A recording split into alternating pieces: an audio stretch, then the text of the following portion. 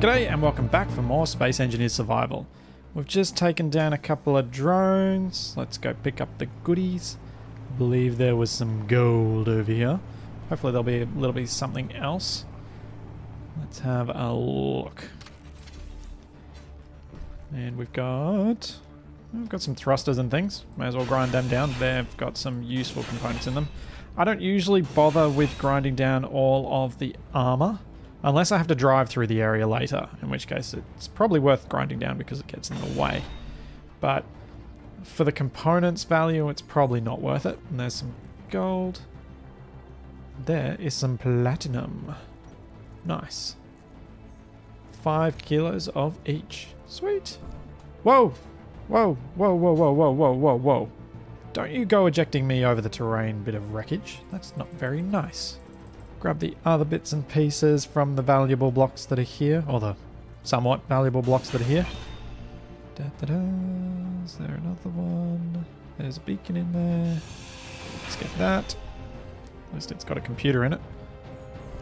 And that's... oh no, there's thrusters up here.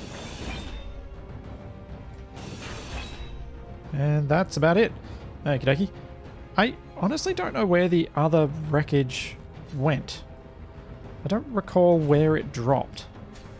I can have a quick look, but I'm not super confident that we're going to find it. There's the drone there. There's old wreckage here, I'm pretty sure. Though maybe some of this is new as well. I'm not too worried about that bottle. We've got plenty of materials to make bottles. They're pretty bulky. No, it doesn't look like there's anything else around here. Well, in that case, I think... Have we got enough battery power? Yeah, we do. Go for a little bit. I think we might try a little test. Now, I've heard that there might possibly be a bit of a broken... well, a bit of a bug with the autopilot in the version since the graphics update, I believe it was, that broke it. Where the autopilot basically just keeps flying higher and higher and higher and only goes up to about 15 meters per second. Which is a bit sad because that will make these drones basically pointless. Which I hope gets fixed if it is a bug.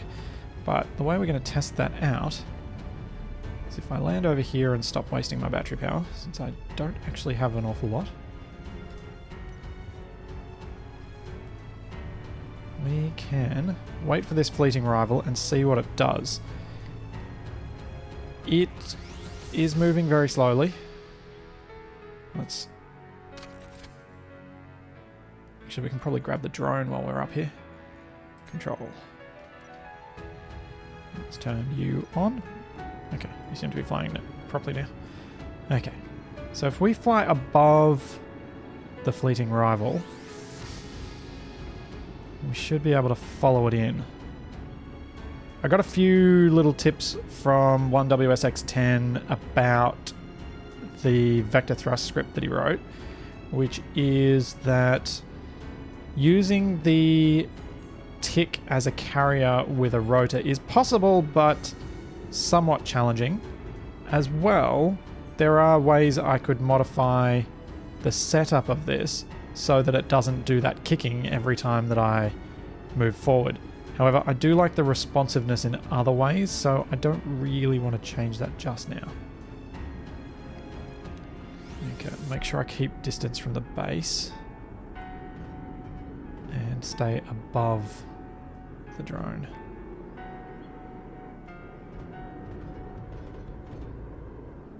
See what the drone's up to.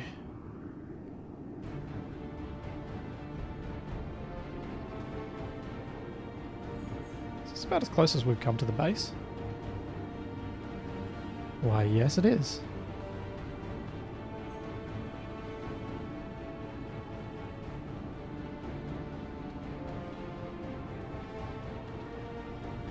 Okay, the drone is definitely trying to do something about me.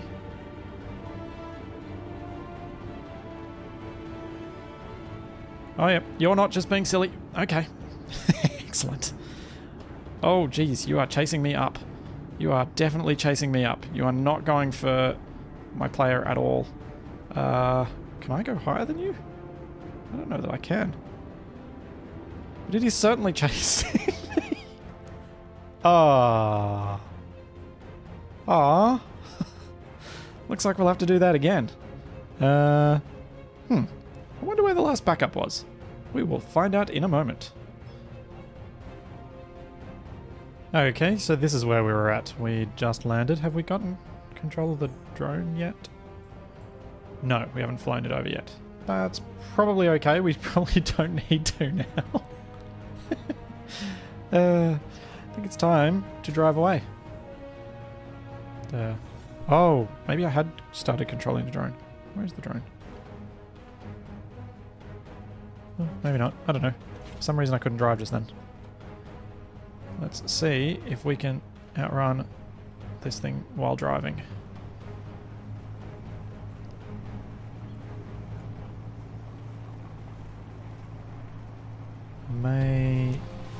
I would like to get at least outside the 6-kilometer range of the enemy base first, so that we don't spawn too many more enemies, as I possibly pushed my luck with the batteries that are remaining. If we've only got 10 minutes of flight, we're going to have to be very careful when we use it to take out those drones. Now, something that people have mentioned to me and that I completely agree with, and I do need to get around to, but I just completely forgot previously, is to place some sandbags up on the headland over there so that they get a bit more elevation and hopefully be able to take out the drones when they're at that higher altitude. And I think that is something we should do today so that I don't forget about it again. Even though night's going to fall and moving with the ugly duckling at night is probably less than optimal, I think forgetting again is even worse. And I know myself, I will forget again. Oh dear. How are we doing? Fleeting rover 1.7. Oh gee, another one spawned. How far am I from the base now? 4.43. Still got a ways to go.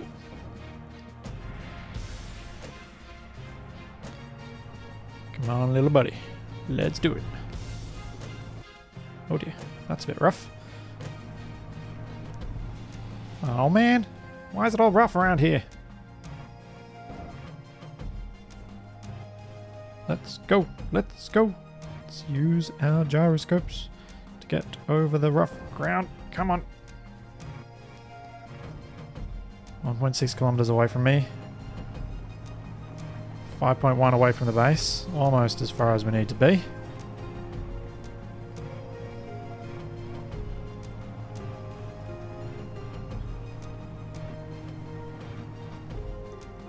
Oh. This is just rude. Why can't we get flat terrain?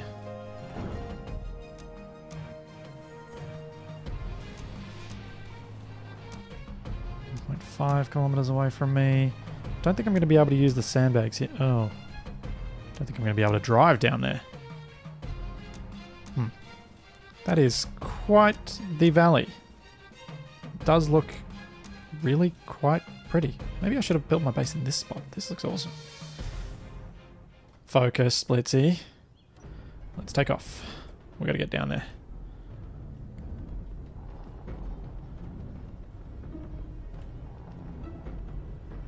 Okay, this should take me far enough away from the enemy base. Once we get down.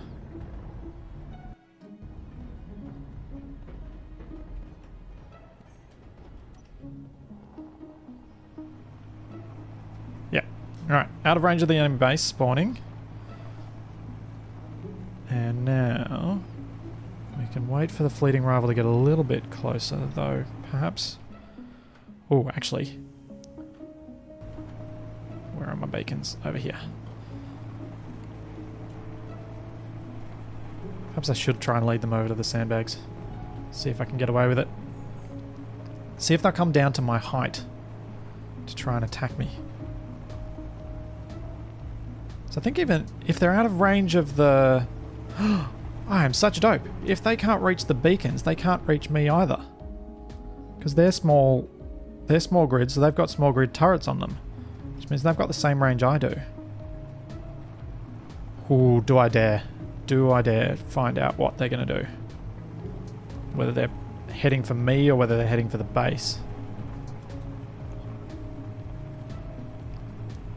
I think I dare. I think I dare. Although, now that I think about it, I probably should have done this after I moved a sandbag or two onto the top of the ridgeline. Oopsie. Oh well. Things happened.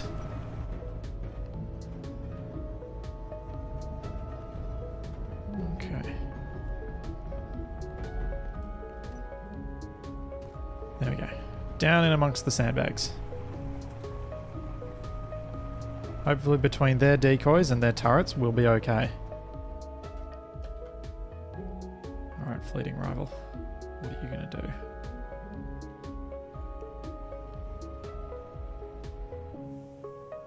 What is going to happen? You seem to be able to react to that other drone before we had the crash. Will you start lowering down to attack me, or are you just going to hover above me and be completely ineffectual? Certainly changed its direction to head toward me. If it starts getting with close to 700, I'm going to have to run. Oh yeah, I'm going to have to run.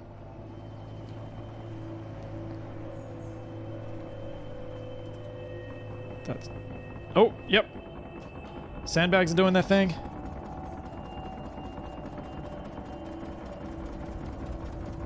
I was just too far behind the sandbags last time, it seems.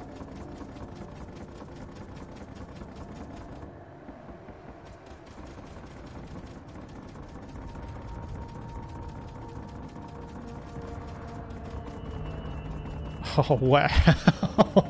That is one enormous trail of wreckage. Oh, that was so cool.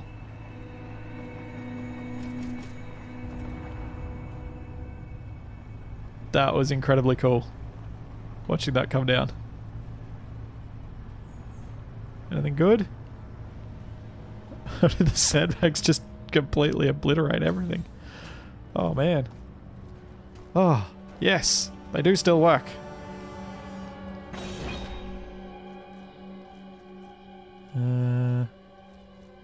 What's that glowing over there?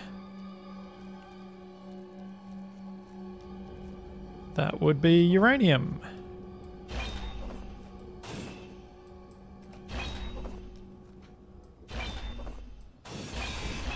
Oh, got something useful from it. Uh-oh. Uh-oh! Bad, bad, bad, bad, bad, bad. Bad, bad. No, not park. I'm unparked. No.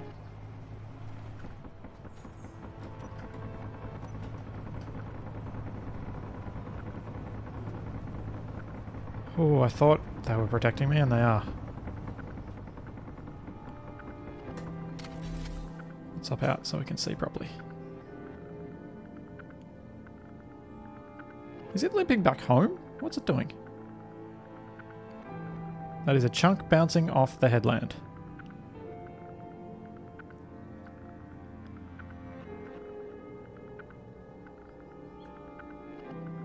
Alright, I don't think I'm going to be able to recover that wreckage, or whatever's going on with that fleeting rival. But, time to move some sandbags to the top of the hill. Let's drive back home, because this is going to need a recharge as well, and I've destroyed its recharge station, so I'm going to need to build a connector for it. Let's get some light. So that is a couple of the things that we're going to need to do if we're going to keep toying with this enemy base. And I think I know myself, and I think I am going to keep toying with this enemy base. What I'm hoping to do this episode is just a little bit of housework while we get all of the components ready so that we can do a big welding montage of the hangar and things like that. So I might also try and drill out another segment of the hangar so that when we go to weld it, everything's ready to go. And then we can do a huge lot all at once and get ready to start making the proper final parking places for all of the vehicles as well. The other thing I would like to do is, I'm guessing with the size of the storage on the Goose that we're probably basically run out of cargo space on the base. So we're going to need to at least put some temporary ones in, and they'll probably go where everything temporary is going at the moment, which is straight into the refinery room. I really wanted to do something about this to make it a little easier for the Goose to get up and down. And if we have a look, there's a couple of reasons why I don't think we're going to be able to do anything spectacular. One, I really don't like drilling away huge swathes of the terrain. And it doesn't seem to be worth it, because we'll probably run out of iron before we need... Well, we'll probably use up the iron faster than it would be worth doing all of that. This bit being so steep, it would be great if we could just put a ramp in here instead of drilling out any of it. But the way the terrain lies makes that incredibly difficult, particularly in survival mode. In creative, I could fiddle around with massive plains of blocks and try and find the exact spot where it nicely flows from up on the top down to the lower area. But in survival, when I can only place a single cube that's intersecting with the terrain in a different angle, and I have to hope that I've lined it up, and every time I click back into the ground it snaps, it's not really going to be doable. So I don't think I'm going to be able to line this up. I could build some enormous contraption with rotors and pistons and align a blueprint to the ground. That might potentially work, but I feel like that's more effort than is necessary for this.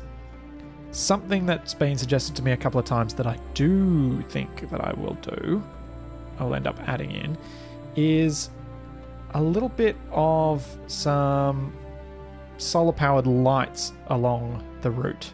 So once we've built a few extra battery components and some solar panels, we can add some lights along the road down, particularly through this section here, so that we can see a bit better, not having to use just vehicle lights. But also, I was hoping we might be able to use some of these blocks to smooth over a couple of these rough parts. So instead of having the possibility of getting the wheel caught here, I could, if I get lucky, be able to place this in such a way that it will smooth out the run across that little bit. So while I can't do the big smoothing that I was hoping to do, I might be able to help some small parts anyway. So something like that, then that, no, not then that. What are you doing? Like that, and that, and that. So that just fills in that little gap there and might make it smooth enough that the Goose's wheels don't get caught there and stop it from getting easily up the hill. Hopefully. I'm not even going to weld them, I'll just leave them as is and see if they make any lick of difference. Where's another little rough bit that I could easily fill in? Could possibly do something here.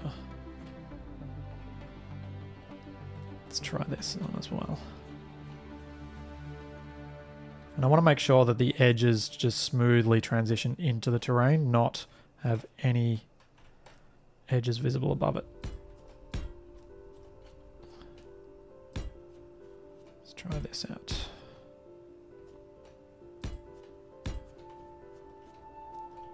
I think I might have gotten this one wrong, and this is where you can see the problem with trying to do this in survival. It's very difficult. Very, very, very difficult. Oh, I didn't really bring many plates back with me, did I? Let's see if this does transition back to the terrain. Oh, good, it does. Mostly. Actually, maybe this could be... Maybe I've just accidentally found exactly where I want to put this.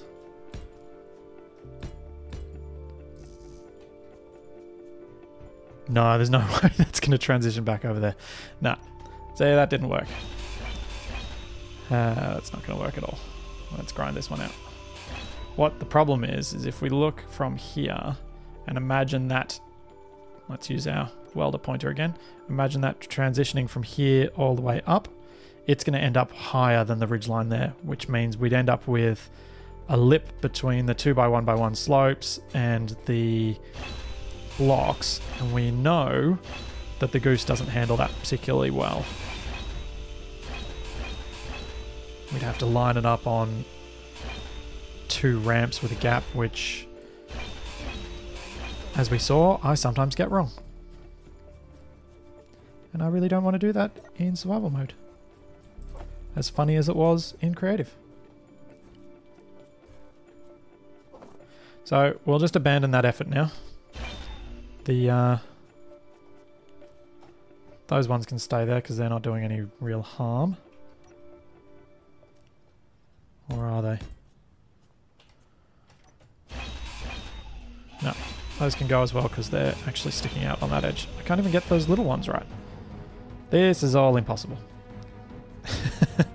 If someone has a method for placing a plane in this slope that will work to... Oh, I left a block there.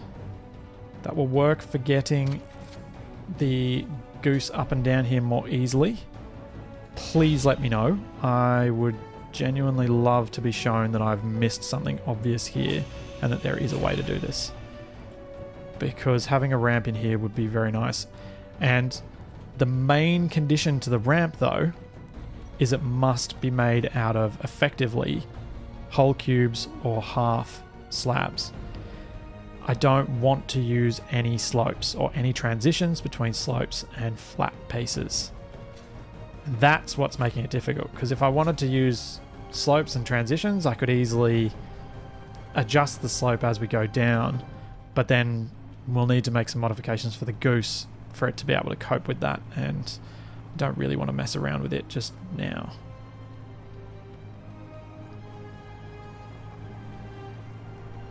Especially since what we have now works, even if it doesn't work as perfectly as we might like. Alrighty, should really get around to grinding that down soon. We are back at base and it is nighttime. I need to get some battery power back on to our little tick, and to do that I need a connector. That one is not going to work. Could do the old trick that I did before and transfer power using the ugly duckling, but I don't think that's the best idea I can come up with. So, what are we going to do? Let's forget about that just for the moment. We need some more cargo storage space right now. So we need to head up to our refinery room. And that's only a temporary storage room. I was thinking, and I was talking with someone in the comments about this, underneath here in the hangar, underneath this area, we could actually make use of our walkways, our access ways, to get down to a cargo storage area, which would be kind of handy. And it'd be a good large area for us to put large cargo containers in. I kind of like that idea. But, as I said, we need some temporary solution for the time being. Don't need those on my hotbar anymore for now. I'm not likely to use them in a hurry. Although probably the drill soon, because I did mention wanting to drill out more of the hangar. So I think we just go with the easiest option and go 1 and 2. And that should be enough for the time being. Okay, and done. both of them are up and running. So now we can dump a few bits and pieces into them. Clear out some other spots elsewhere. Did get a decent stock of uranium, which I still am keeping just in storage until we have some military uses for it, because I want to use it for military things, primarily. Alright, now we need to produce a whole lot of steel plates. Let's put them on repeat. We need a bunch of interior plates, need a bunch of construction components. We're probably going to need a few girders as well, because of the different things that we're using to build the hangar with. And I want to build as many of those as I can. The other thing I want to do is allow Assembler 5 to actually build stuff. And because its inventory is full of stuff it doesn't need to be full of, I need to get them out. Let's just empty this one out while I'm at it as well. Because it's full of stuff it doesn't need to have. There we go.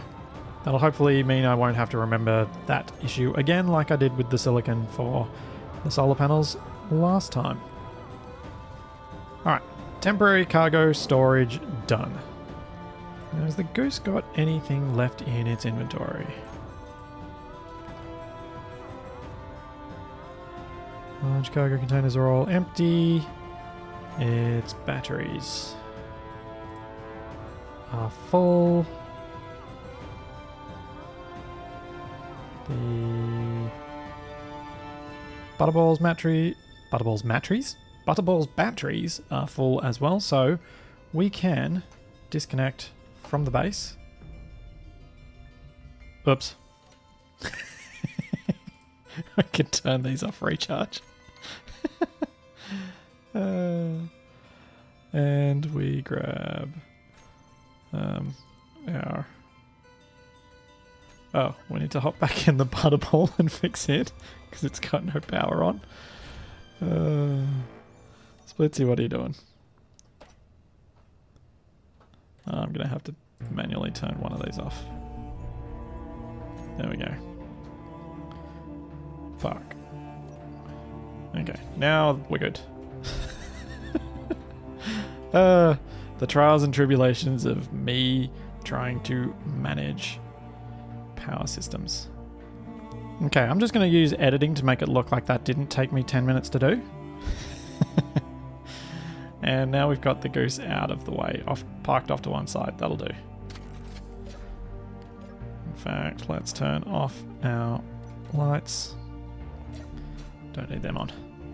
Alright, now, you, my friend, need a connector because you need some power back.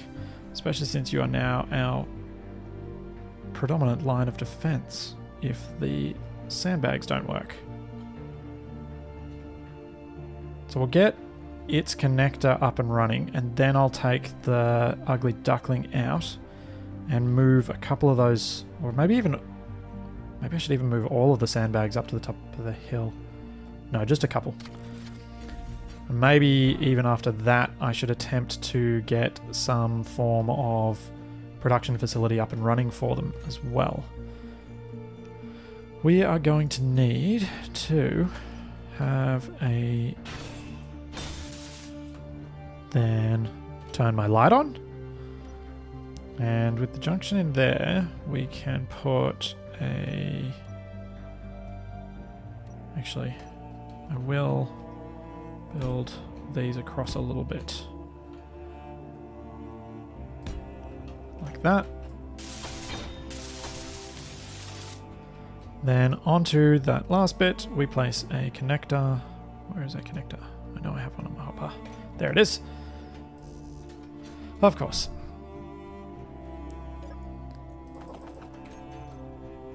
So then we can place a connector here, and with some clever use of half slabs, we should be able to drive straight up into that. Then use our armor tips in here, and we'll be able to drive hopefully straight up to that connector without any worries. So I'll weld those up, and then we'll get that powered up. Alright, connector ready. Let's get the tick back on some power. And I know the base is probably looking a little bit tight for power right now, but we do need the tick to be able to fly. Ah, rats. I think I need to make it further forward because it's still on the slope when it gets there. But it is really nice having these half blocks. It used to be an absolute nightmare trying to get connectors lined up with small grid rovers. I can't tell you how many times I had to consider doing things that were complete insanity, like, well, like a piston with a connector coming out sideways, and this is before all of the physics updates, so it was never ideal a situation to have to deal with. And even adjusting your suspension height and things like that would never make it quite right, or it was never as easy as you wanted it to be. With half slabs, 5x5 wheels almost line up perfectly anyway. See? Easy. Now we can go to our battery and put it on recharge. And we should probably put it on our hotbar as well. Recharge on and off. There we go. Done. And it's time for the ugly duckling to have yet another run. You are my, well, my saviour. Often. Let's go. Let's hope we've got our lights on. Yes, we do. Let's hope we've got enough light to be able to do this without crashing. We've got 40 minutes of battery charge. That should be enough. Oh, geez, it's dark. Oh, boy. Oh, boy, boy, boy, boy, boy.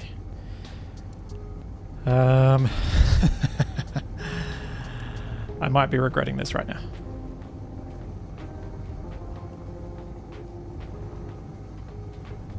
Maybe just a little. Maybe just a little.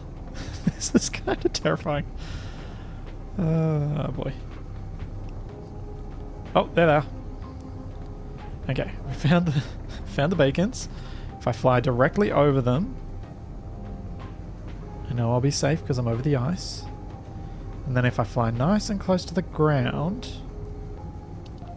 I should be able to get them up on that headland without crashing. We're almost a kilometre up. Let's go down. Nice and easy. So we've got 1, 2, 3, 4, 5, 6 down there. Maybe if we move 3 of them up onto the ridge line, that should do the trick. Will still give us some protection that we can easily drive behind, because that's my worry about the ridgeline one, is that if we can't easily get them between us and the drone, they won't be particularly effective. But if we split them, 3 should still be enough, I hope. Okay, getting close. Is that something glowing, or is that just something reflecting? I think it's just something reflecting.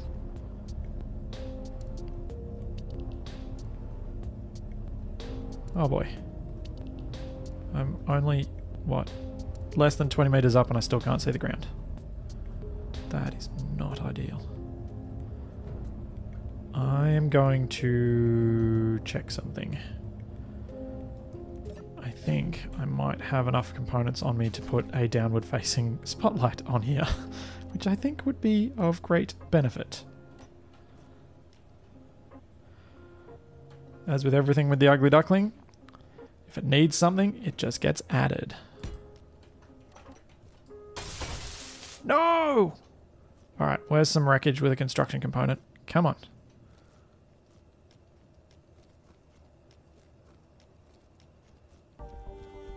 Wonder if I could steal one. Do you have a construction component? Please have a construction component. No. Rats. Just need one, and I don't want to fly all the way home. Ooh. I could steal it from the projector. Do I have anything in here? Nope. I do only need one of these. Oh, I know. These aren't working anyway. They've got a construction component in them. Much better idea. There we go. One spotlight. Let's grab control again. Now we'll at least be able to see the terrain before we're within 5 meters of it. Let's grab you. Lock. Gently, gently. We're very close to minimum range for the base, so I'm not super keen on that. I'm going any closer. How steep is this slope? It's pretty steep. Maybe if we go over about here. Let's see what happens. Drop away. Okay. That looks to be okay. I may have to reposition these come daylight because I can't really see what I'm doing. But I wanted to make sure I at least moved them up there for now. One of the convenient things about all of these having beacons on them is that I can now use that beacon up there to know where I'm going. So this should make the subsequent trips much quicker. Like so. I know if I go up to about its height, stay a little bit above its altitude, and then head in its direction, I'm not going to run into any unforeseen nasties. Like cliff faces. Should probably check out the ammunition supplies on these as well.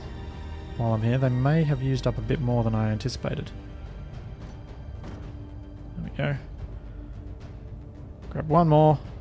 This probably isn't as far out on this sort of headland bit as I would like, but I am worried that if I went much closer, they're just going to cause constant spawning of enemy vessels, which would be fine as long as I had infinite ammunition, but I don't. So that will end badly. Very badly. Oops. I think I just ran into that other sandbag. Oopsie. And let's bring this one actually further over.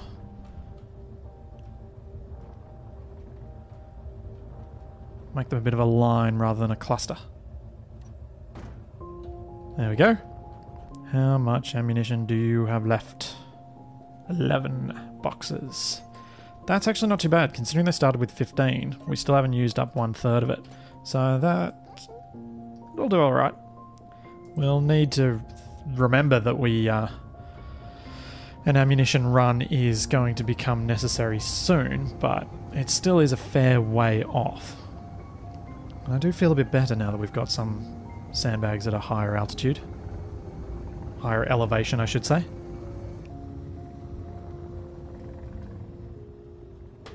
Oh, man! Oh, jeez. That came out of nowhere. That was the solar tower. Oh. Oh, I would have had no end of tears if I'd managed to crash not only into the solar tower, but into it with the ugly duckling. That would have made me terribly sad. Let's bring it in nice and easy. The final thing we're going to do for today's episode is set up for further expansion to the hangar, and that means a projector block somewhere in here, followed by the projection of our hangar outline guide, which is really needed at this point. Having the butterball and goose and the tick and the ugly duckling just kind of haphazardly around the place, and particularly the goose inside these hangar doors, it's less than ideal. So I'm going to expand deeper into the mountain, probably 2 more blocks worth, and then that'll leave us with enough room that we can start looking into what we're going to do with each segment, digging into this direction. And that'll be first up our little parking area for the tick. So the tick will get its permanent parking spot first before any other vehicle. And that's because It is now our first line of defense, or our last line of defense. Last line of defense. Let's keep it as the last line. I don't want it to be the first line. The sandbags are the first line. So now we need to go to our projector and blueprints and drilling guide, which is hangar section. Then we're going to line this baby up. Something I thought I should point out that was pointed out to me and I had not realized with Jimmical's build vision mod, which I, as you might have noticed, love, is that when you select something, you can actually use speed multipliers to change settings. And I hadn't realized that these might be the answer to changing things on a projector. If I press Control, nothing works. If I press Shift, still nothing works. But if I press Control Shift, we can actually spin this around while seeing it, which is so incredibly helpful. So if you're needing to modify a setting that doesn't otherwise move, try pressing Control and Shift while you have it selected to see. Oh, that is not good. That was a bit too far. And same here. Control allows me to move 1 meter at a time. Shift does 10 meters at a time, or 10 blocks at a time, I should say. And Control and Shift does 50, which is probably too many. So we're still rotated one around the wrong way. But which rotation is it? And this is so much easier to fix without having to go into the menu, because going into the menu, this is very, very painful to see. Okay, so we're lined up. Now I've just got to line it up with the actual base. So let's go back here, horizontal offset. Yeah, perfect. And now we can just embed this deeper into the mountain so that we can drill out with our guide. And oh man, can't tell you how happy I am that that now works for me. I wish I'd tested with this earlier. I really do. And now I can use this to quickly line up and drill out this bit as well. And I am not going to make you suffer through that, but I did really want to highlight that bit about the build vision mod, because I'd been frustrated every time I'd gone to these projectors, clicked on it with my middle mouse button, scrolled like crazy and had absolutely nothing happen. And now I can use all of the controls. And I'm so happy. And hopefully this will help a few of you guys who might have been suffering the same troubles. And I wish I could remember who pointed out to me that the Control and Shift commands work, but I can't. So I'm sorry, but thank you for pointing it out to me. I do listen to these things and I do try and remember them when they're going to be helpful to me and to everyone else. And it's almost daytime. We've achieved a little bit in this episode. Nothing spectacular. We've discovered that the drones are still working. They are still coming down, so they're not completely broken, which makes me very happy. I was worried. I've discovered that I can phase through solid matter, at least solid-ish matter. And we've discovered that I do sometimes crash space engineers, even when I'm not knocking over thousands of dominoes. But most importantly, we are now ready for the hangar expansions. Once I drill this out, we can start planning out what we're going to do with our parking spot for this special little vehicle that is so much more valuable than I thought it was before. So there's building that parking spot and plenty more to come. So I'll see you then.